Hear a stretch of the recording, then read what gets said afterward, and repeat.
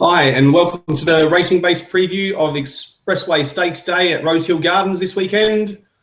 It's the first video preview for 2016 for us at Racing Base. So I've got my old sparring partner back, Rick Chapman, and we're going to see if we can find some winners on Saturday. Rick, welcome back, mate. How are you? I'm very good for a man of my habits. Thank you very much. Getting by. Had a few winners this week, so I cannot complain about anything. Mate, we got three group races coming from Rosehill Gardens this Saturday. To my eye, it looks like a favourite job on Saturday. Starting with the first one, the Canterbury Stakes. Can you see anything knocking off the fave there, Rick? Were you talking about DEFCON? Yeah, mate. Yeah, $2 he's going around at. Yeah, I think he'll get out because Star of Monsoon's extremely smart too, and there'll be loyal money coming for him. In fact, he was probably more impressive in his trial on the same day as DEFCON. Saying that, Team Snowden's horses don't trial as well as they race because there's reasons for that. 3 months ago, he was the pick of the 2-year-olds in Snowden's yard. Capitalist obviously has taken over, but we might see DEFCON roll back. I think it's going to be a tremendous race. It's interesting that the last 4 years, the Golden Slipper winner has come from this day, either the Widden Stakes or the Canterbury Stakes winner. So this is a significant race day. Yeah, they've been a great indicator, Rick, in the past. And interestingly, Rick, Brenton Abdullah rides DEFCON. He's normally stable rider for Gerald Ryan's stable, and you mentioned Star of Monsoon, who's got Christian Reith aboard. Anything to that, you think? Well, if you saw the way Brenton rode today on Thursday at Hawkesbury, you understand why everybody wants him. He's just superstar. He's putting 2 lengths on everything. Yeah, I thought that was a bit odd that Huey wasn't offered the ride, or maybe they've got Huey earmarked for one of the other Snowden horses. But Blake Shin rides Capitalist, so I suppose we need somebody on this horse. I think it would tell us more about how good DEFCON is. And let's not take anything away from Star of Monsoon. He probably win the size produce, this horse. He's outstanding, Star of Monsoon, and he comes from a brilliant family that includes Redute's Choice, etc. But my problem with him on Saturday is I think Tessera is going to set a really scorching pace. Chris Lees has got an unraced horse in it called Guard of Honour, who's trialled twice up at Newcastle and looked unbelievable in his last trial. Won by 4 lengths, and the third horse was 6 lengths away, and he had his head on his chest. So he's going to go forward. So there's going to be an enormous amount of pace, and that could leave Star of Monsoon flat-footed for the first 600 metres. And if that's the case, he could be off the back of the 2 or 3 fancied runners. And as good as he is, he might need to come home in 32 to win, and I don't think there's a 2-year-old other than Capitalist can do that at the moment. So I think the real DEFCON stands up, and at the moment you can get $7 to win the Blue Diamond and $15 to win the Golden Slipper, and it may be a prudent move to get on Saturday morning for those 2 feature races, given that he'll be impressive on Saturday. Yeah, I'm with you, Rick. I'll be sticking with DEFCON there, and one thing's for sure, it will just clear the picture a bit in regards to the Blue Diamond and the Golden Slipper. So, like you said, might pay to get on some of these before they run around on Saturday and secure some good odds. Yeah. On to the next one, Rick, the Widden Stakes. How do you see that one playing out? I really like one there. Yeah, I don't think it's the field it has been. I would have tipped could have been if she'd drawn closer to the fence, but she hasn't, and so therefore I'm going to tip Agner. Gabby Engelbrecht trains it and has had an enormous opinion of it, and it trialled like a bomb the other day, just like a superstar. It'll be helped by the fact that Gay's got 2 very, very fast ones. She's got a huge opinion of both So Serene and, the other one's out, actually, Global Glamour. She's also got a huge opinion of. It'll probably go to Kembla. So Serene's very fast, so there's going to be a lot of pace on. But this Agner is big and strong and fast, and it might be a terrific 48-hour period for Gabby Engelbrecht because an owner spent $300,000 on a yearling at Karaka yesterday and declared that he was going to give it to Gabby Engelbrecht to train. So that's a nice coup for you to get. But it's pretty smart, Agner, so I'll be on it. Yeah, she's doing a great job, Gabby, with her horses, and Canny Essen won well last week, and I think she'll continue this week with Agner as well. I love the trial.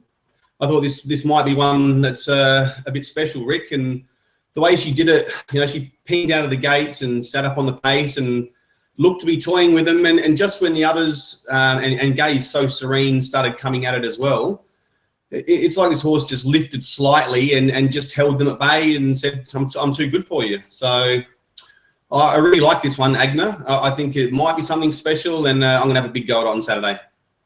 Yeah, well, I'm going to have a go at it too, and I think your assessment's right on. She is very, very good, and Ms. Engelbrecht has had a big opinion of it right from the word go.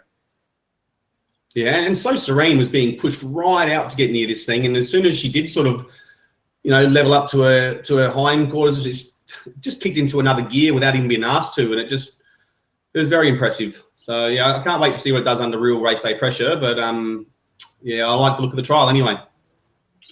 Yep. Okay, So the big one for the day, Rick, the Expressway Stakes. You got something picked out? Can anything beat our boy Malachi?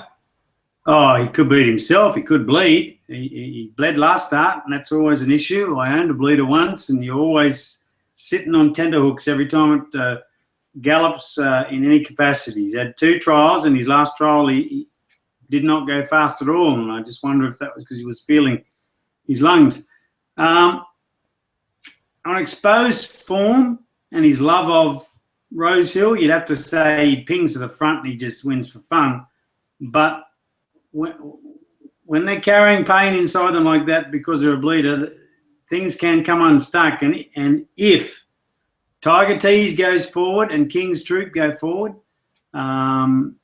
he might have to work hard early, and this could leave it for General Life, who is quite possibly the unluckiest sprinter in Australia. He should have a Group 1 under his belt by now. And I know I went with you in the 2-year-old races, but I'm going to go against you here. There's just too much of a question mark for mine over our boy Malachi. And while I respect him, he's a winner. He knows how to win, and he knows how to run through pain. I'm going to go for General Life because I think he's going to have a cracker of a carnival. Yeah, I like the trial of General Life. He was making up good ground in that same trial as our boy Malachi, but I don't like him on soft ground if that's the case, Rick. He's got a poor record on it. His best races are clearly on good going. So for that reason, if it's soft or heavy, I won't go near him. If by miracle it did dry out, then I could entertain having him. But I'm with our boy Malachi. That last trial, that he didn't go fast. They didn't want him to go fast. As soon as those gates opened, Tommy Berry had a stranglehold on him. And just restrained him back to last, and that's where he stayed, and that's where they wanted him. So I'm not worried about him finishing last in that trial. He was just there for a bit of a canter, and they'll fire him up on Saturday.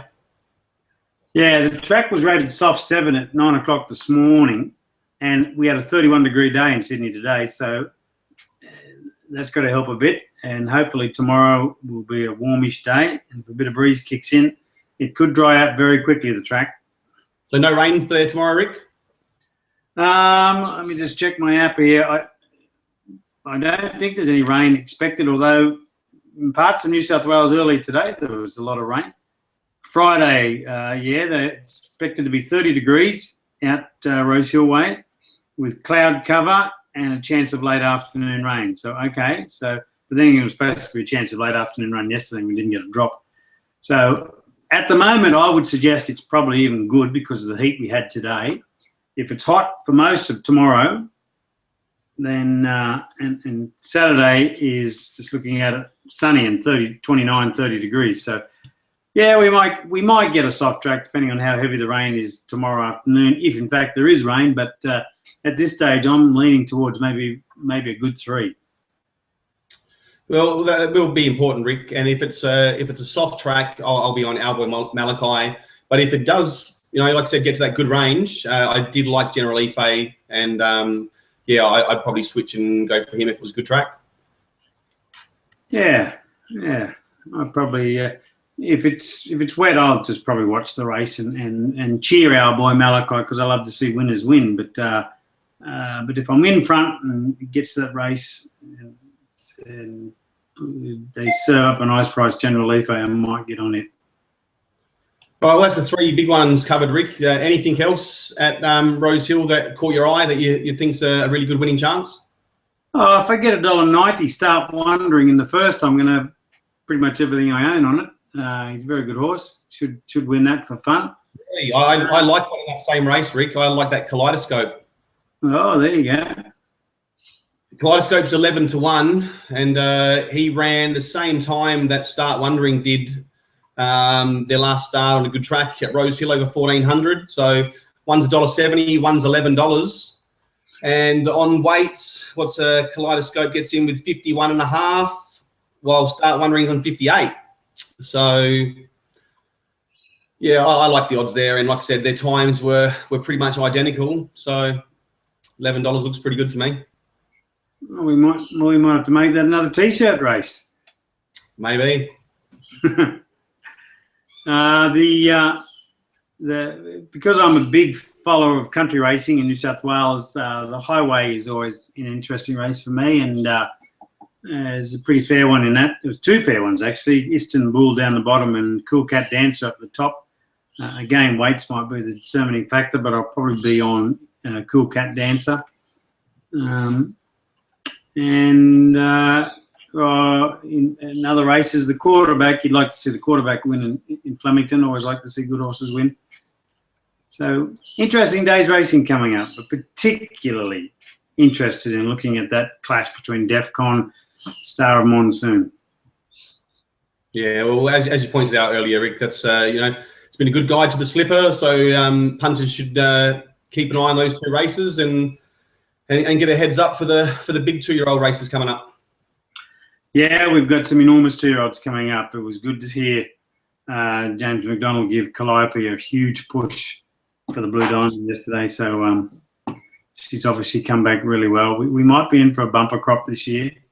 Yeah. We've already seen how good Capital is. I think he's another Luskin star. He's just freakish.